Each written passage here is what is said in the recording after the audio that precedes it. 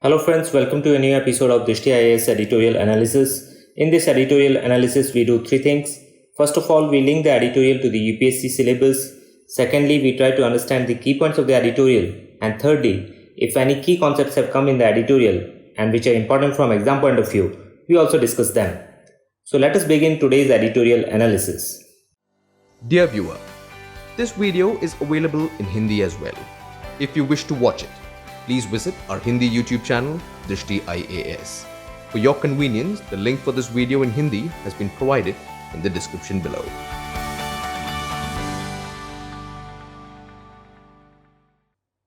We have taken today's editorial from the Hindu and it has come on 6th of August.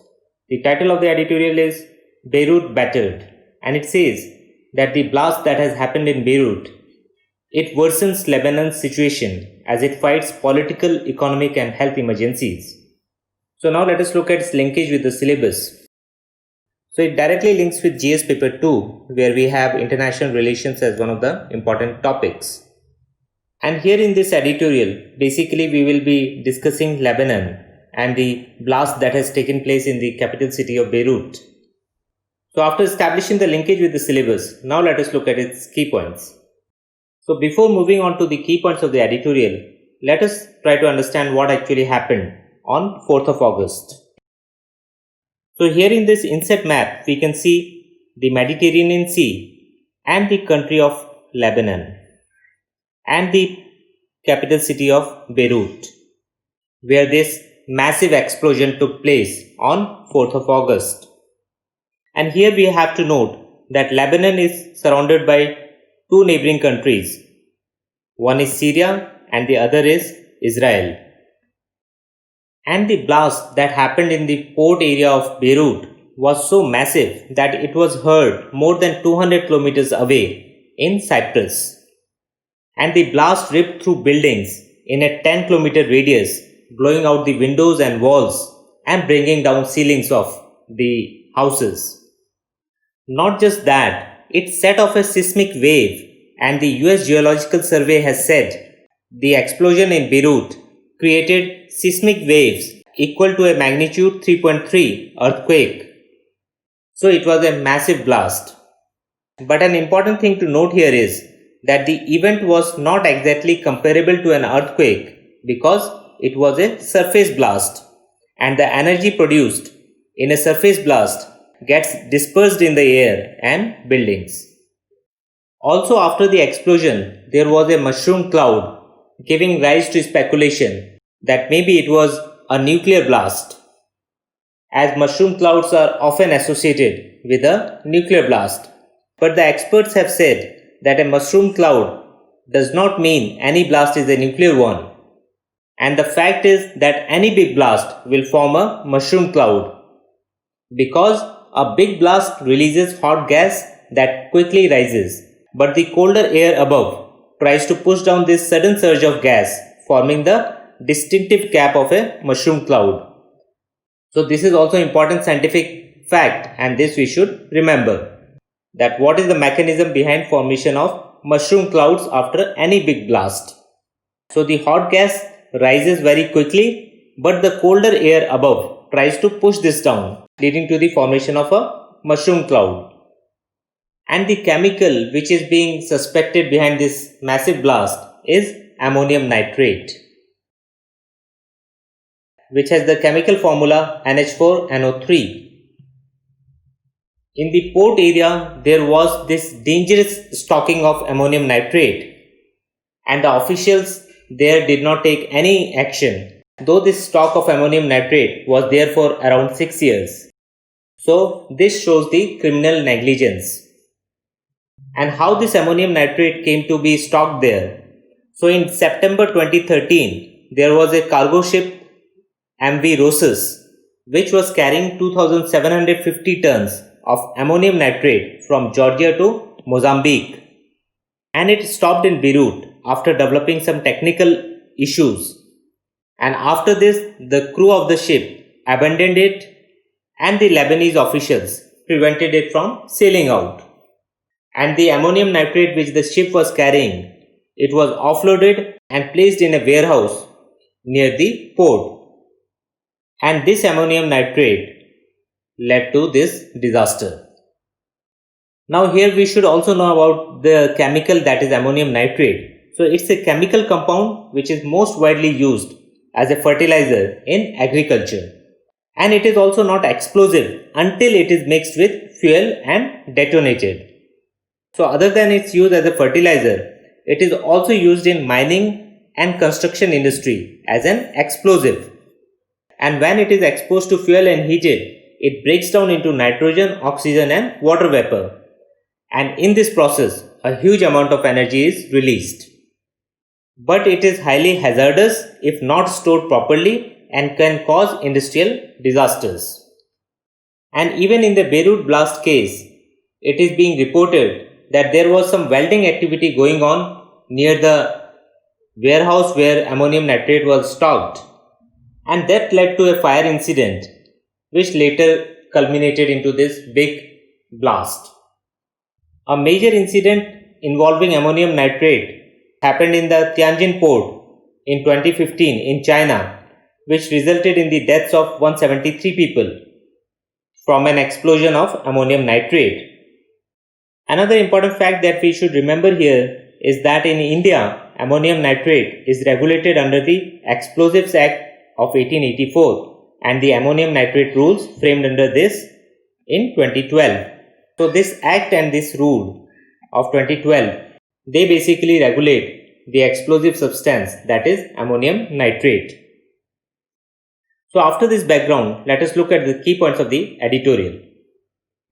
So the editorial starts by saying that the devastating blast that took place in central Beirut on 4th August and killed over 135 people and wounded over 4,000 has once again turned the spotlight on a city that had in the past survived civil wars, sectarian violence, foreign interventions and terrorist attacks. You name a problem and Beirut has seen it all. And even in this blast, there is no dearth of conspiracy theories.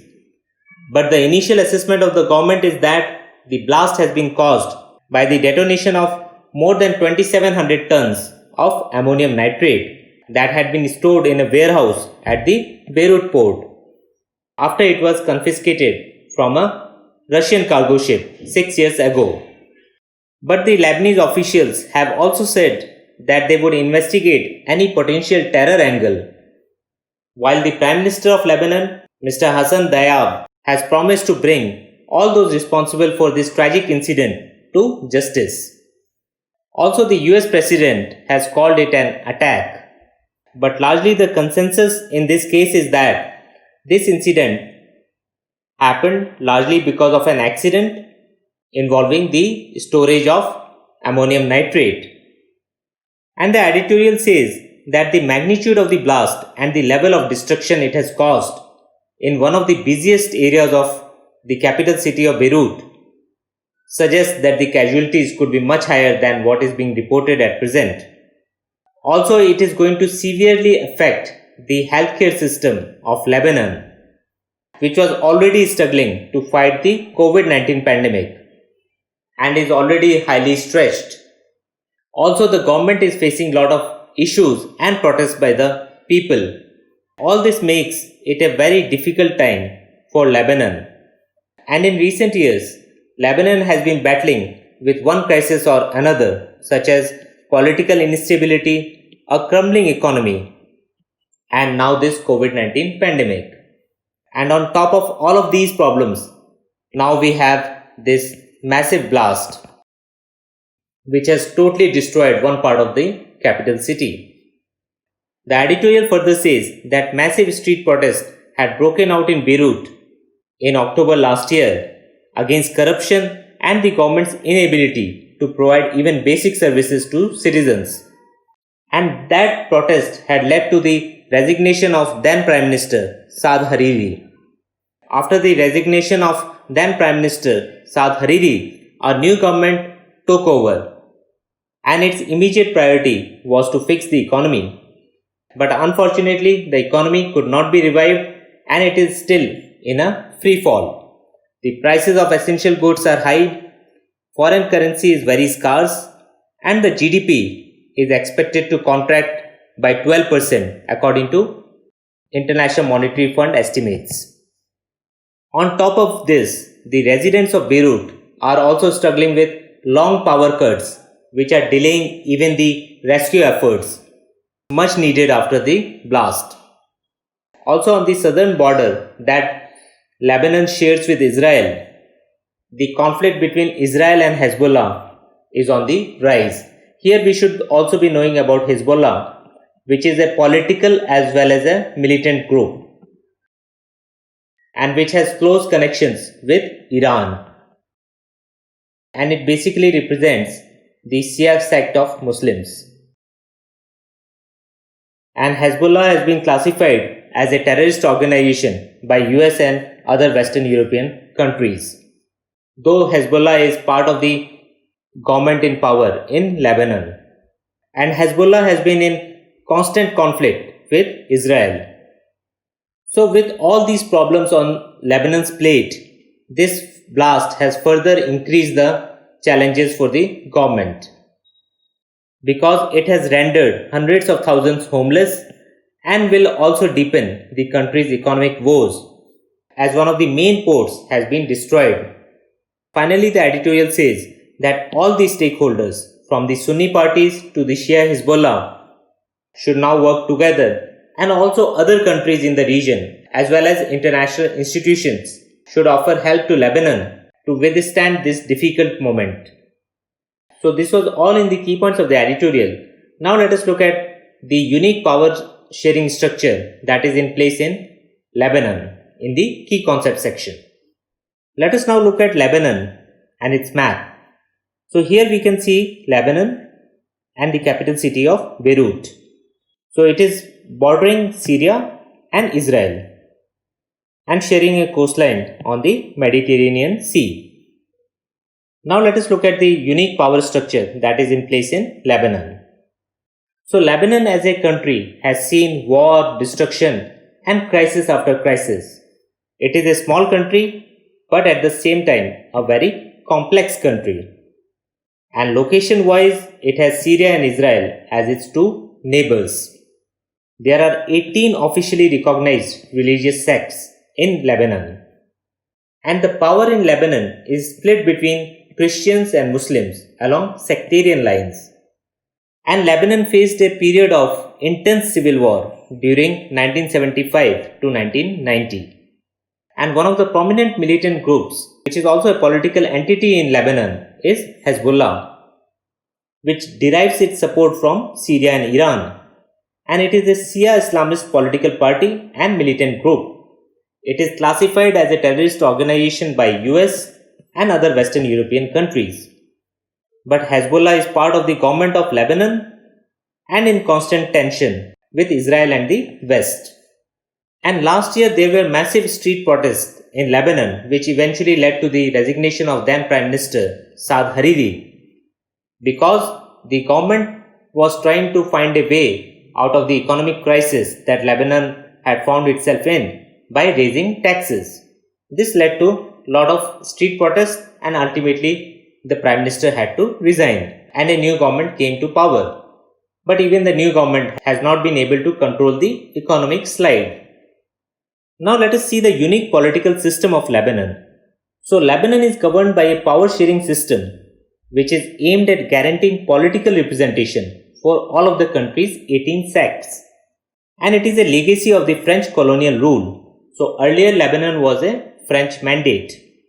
And the Lebanon's government is designed to provide political representation to all Lebanese religious groups, with three of the largest being Christian Maronites, Sunni Muslims and Shiite Muslims. And this kind of system, which divides power on religious lines or on demographic lines, is called confessionalism. This we should be knowing. It is basically a system of government that is a de jure mix of religion and politics. So under this system, the president of Lebanon is supposed to be a Maronite Christian always, the Prime Minister has to be a Sunni Muslim, and the Speaker of Parliament has to be a Shiite Muslim. So this is the confessional system being followed in Lebanon, which is very unique. So this was all in the editorial analysis. Now let us look at what kind of questions can be asked in prelims and mains. So in prelims, map-based question can be asked. So one should be very clear about the location of Lebanon and Beirut and the neighboring countries like Syria and Israel. Also a question can be asked on the confessional system of government that is in practice in Lebanon.